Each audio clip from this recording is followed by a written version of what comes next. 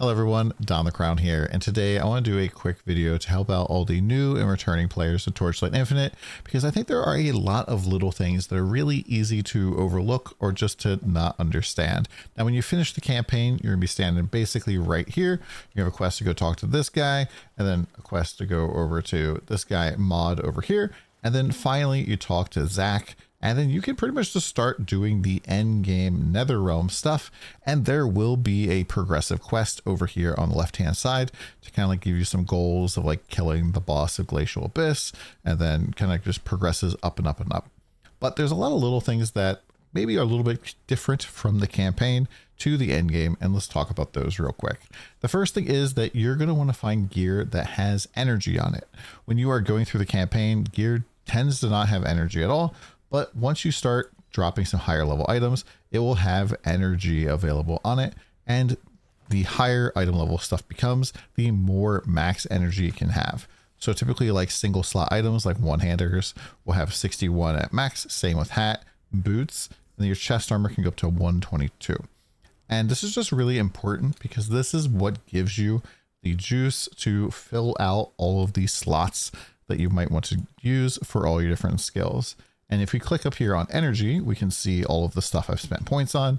And if I click this little eye, I can see where all my energy is coming from. And I'm only getting 104 from character levels, which lets you know that pretty much all of the rest of my energy is coming from gear.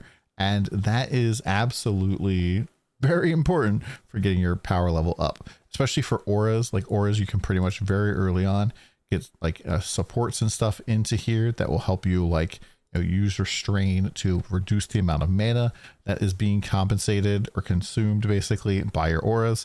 So you can just squeeze more auras in early on, or get like a 6 link for your main skill is pretty big deal. The next thing you're going to do is you want to start crafting up your gear. There's a lot of people that kind of like miss this step, and I personally even mess this up pretty much every single season, but there are multiple different tiers of crafting. And kind of the breakpoints for these are very easy to find actually. But if we go and we hit the little, we click an item, click the anvil, we can go and click on prefix or suffix to see the options to craft on here. And this is an item level 68 weapon. And this is the breakpoint at which tier 4 modifiers first coming about. And each time you go up a tier on your gear in terms of the level of all of the modifiers, it's a pretty big increase, like 25 to 50% more damage, depending on what you're looking at. And so if you like don't have a good piece of gear from the campaign, switching it out for an all tier 4 is pretty big. Going up to tier 3, also pretty big.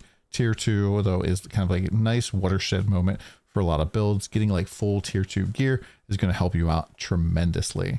Now, when we look at the actual crafting cost tier 2, you'll notice that on this low tier gear, we're going to be using fine embers and flame sand, one of each. And if we go to advanced affix, it's just pretty much triple the cost. If you are going to try to craft on something, especially like later in the game, advanced affixes cost triple as much. So if you can like find a base that already has the advanced affix that you want, or both advanced affixes you want, because you can only have 2 on any given item, this will save you a little bit of money. But this tier is really quite good to craft on because it is so cheap. If we go up the next tier here, so I have this is 76, and we go and we click, we can see now we are using precious embers. And these are significantly more expensive to use, especially if you like need to trade for them. And so like if you don't use your fine embers early on, they're going to be kind of wasted because you're not going to be able to craft with them anyways later into the game. So might as well just blow them on some nice, tier 4 gear to like replace like maybe rings or upgrade your weapon as you're getting into, just playing through the Netherrealm. And you notice that this is 1 and 5 here on the sand. If we go up to the next tier here, so this is 82. So this will be tier 2 modifiers. We're still at 1 and 5. So getting tier 3 gear is not really nearly as important as going and getting tier 2. It's pretty much going to be the same cost. And so you might just like, if you have something that is pretty okay, it is okay to kind of skip tier 3 gear and go for like all tier 2. Now, tier 1 gear is going to be significantly more expensive. They're actually cutting down the Ember price for this upcoming season by 50%, but it's still going to start costing you Flame Elementium. And Flame Elementium is the like core currency of the game. Practically everything is priced in Flame Elementium. And so having to use it to just craft and have a 3% chance of hitting a tier 1 mod that you're looking for is not really super great odds. So getting to tier 2 gear first is super important. I cannot stress this enough. It's one of the things I see so many people mess up is they try to go from like garbage campaign gear to tier 1 gear all in one go. And that's not really how the game works. You're going to have a much better experience if you are slowly progressing your gear up, like getting everything tier 2. And then like upgrading your weapon to tier 1 specifically does help quite a bit. Now, we did talk about Flame Elementium, but when does that start dropping? Where do you get that? Well, as you progress through the time marks, you start unlocking more and more drops and bonuses, but at time mark 5 is when Flame Elementium has the chance to start dropping. And if you before that point, you're pretty much not going to get any Flame Elementium. And even in time mark 5, you're probably not going to get very much, if any. And the majority of your first little bit of Flame Elementium is probably going to come in time mark 7. And as you're working through killing 4 of these different regions, so you can unlock the Realm Lord in the center, is where you're going to get a large majority of your Flame Elementium, which means that that is going to give you some stuff basically to upgrade. But before we talk about upgrading, let's talk about a really quick note here about the void chart. I just did a void chart video. You can check it. I'll put a link to it in the description, maybe, or just check my channel. But it is really important that you pick the right stuff early on. Now, if you are going and putting points into the legendary gear constellation, I don't think this is a good use of your points because there's just so much better stuff you can put points into. Most importantly, over here is kind of this little section here of the commodities. This is going to give you a little bit of flame sand for helping crafting. Embers tend to be the stop point for a lot of people's crafting this last season.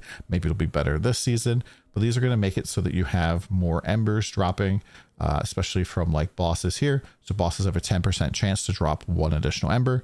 This does give you a little bit extra loot. And then over here, we have Netherrealm Resonance. This is pretty much the juice for maps, the base map juice. I don't really recommend using more than 1 click of this at the beginning, but this will help start building up that stockpile for you so you don't ever have to like trade for it. Also, these little chests over here are very nice. You can get up some good loot out of this. Flame Elementium, some very expensive legendaries as well. And this is just kind of like what I recommend for your very first points. Check the Void Tree video for more information on that.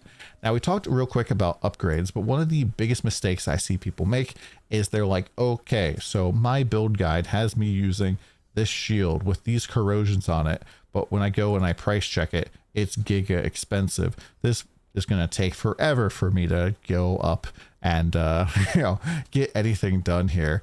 And this is kind of like, you don't want to really tunnel in on one expensive piece of gear. If we go and we look at my previous builds from this season, and unfortunately these codes are all going to get deleted on the start of the season, but if I look at my Traveler 7 kill, I had like this helmet that I bought, I think for 20 FE. I had another amulet that I bought for like 10 FE. And I think I bought these gloves for 1. And then everything else was just kind of solo self-found. But you notice that most of my gear here is like tier 2 on my weapons, mostly tier 2 on my weapons over here. I went and I leveled up my hero memories. Leveling these up is pretty much just like free stats. Getting like main stat for whatever your main stat is really nice. And best of all, when you level these up, if you scrap them, you get all your resources back. And so it's just a very good thing to invest in early on to get these leveled up. You do lose anything that you spent rolling the bottom stat on these, but leveling up is pretty free. Also, just going out into the marketplace and like just getting slates that kind of fit your build and slamming them into your slate thing helps a ton, especially if you can find like one legendary node that gives you quite a bit of damage. Maybe like check the build guide that you're following if you're following a build guide for things that are important here. But this is pretty much like what my build looked like when I killed Traveler. But in terms of making upgrades from this, we can go and kind of see like, hey, the next stuff, I pretty much had the same legendaries. I upgraded my hero memories, more stats. And when you level them up in terms of rarity, you get more trait levels, which is even more power. And you get a second little extra line on them. So getting these to at least orange is pretty nice thing to do. Getting like better slate, like maybe something that's a pedigree that has at least one line that is beneficial to your build is nice. And then like you see my weapon here is all tier 1. It has dreams on it and a sequence. You know, these are going to be like maybe like a cheap to like maybe take one attempt at it per weapon or something to kind of give you some more multiplicative power. Now, one last thing I want to talk about before we switch off of gear is that if you see any reference to Soul Candle in any build guides, this is a mechanic that has been removed from the game. And so don't worry about them. You can't find them because they don't exist anymore. Now, the last two things I want to talk about is how to test your own build damage. And over here is Sydney. And Sydney has a little training dummy. And typically people go to Invincible number 2, level 85. This is like max level dummy. And they will just hit the dummy here to see what their damage is like. And this is a very good indicator of what your damage is. You see your damage numbers. You can like move around if you want. You can reset it and then start doing damage. And as you're going through and trying to test to see if things are upgrades, it is always best to hit the training dummy and try to like simulate actual combat as opposed to looking at this number over here. Is the number on the screen is lots of times inaccurate, especially once you start like getting a lot of different multipliers going on. Lastly, we can also go and see different builds from going to hero rankings up here. Click the flame hero rankings. You can see this is like basically sorted by the levels of people. So everybody that's level 100 at the top, and then sorted by like tooltip DPS, which might not necessarily be good for you. You can also sort by particular characters, by particular skill, and all these sorts of things. That's very helpful as well. You can also click this little symbol at the top as well. You can go and look at like the Supreme Showdown rankings to see people who are killing bosses, or you can go over to the boss conquest and see people who are like beating up this dragon boss, and you just click on different people's builds and you can see exactly what they're doing, and you can kind of compare and contrast your build to their build. Lastly, loot filter. Typically I recommend people using the early game filter. This pretty much starts hiding some bad stuff. Generally, I don't really recommend using the mid game filter until you are in comfortably tier 2 gear and you're looking to upgrade to tier 1s, because this is going to hide, you know, pretty much a ton of gear from you before that point. And the late game filter, pretty much don't recommend until you're like actually ready to look for a real filter, and you can just go to recommendations and probably find a filter here. Now, I do have a Don's Bing leveling guide or leveling filter for the new character this season. So if you are looking to play that particular character, this is going to hide like all things that aren't staffs in the campaign, and I might make some additional adjustments as well, but that is going to be the filter for that. Hopefully this video helped you out. Let me know if you guys have any comments or questions in the comments down below. Come at the stream, and I hope you guys have a great season.